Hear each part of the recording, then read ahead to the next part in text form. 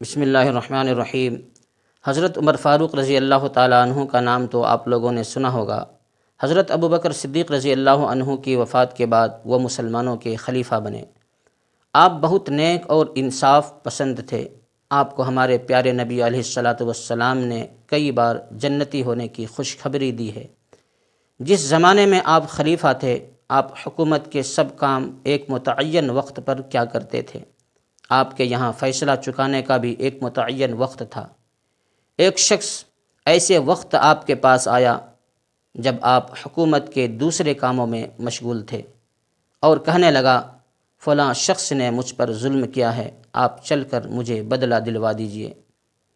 آپ نے اسے ایک کوڑا لگایا اور فرمایا، جب میں اس کام کے لیے بیٹھتا ہوں تو تم لوگ آتے نہیں، اور جب دوسرے کاموں میں لگ جاتا ہوں تو آ کر کہتے ہو کہ بدلہ دلوا دو۔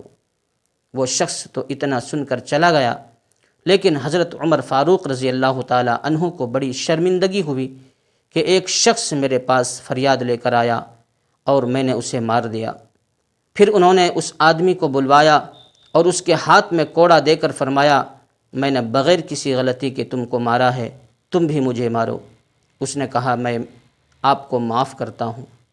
پھر گھر آ کر حضرت عمر رضی اللہ تعالیٰ عنہ نے 2 رکعت نماز پڑھی اور اپنے آپ کو برا بھلا کہنے لگے کہ اے عمر، تو ذلیل تھا، اللہ نے تجھے عزت دی، تو گمراہ تھا، اللہ نے تجھے ہدایت دی اور مسلمانوں کا خلیفہ بنایا۔ اس کے باوجود اب ایک شخص تجھ سے انصاف مانگتا ہے تو اسے کوڑا مارتا ہے، کل قیامت میں اللہ کو کیا جواب دے گا؟ اور یہ کہہ کر روتے رہے۔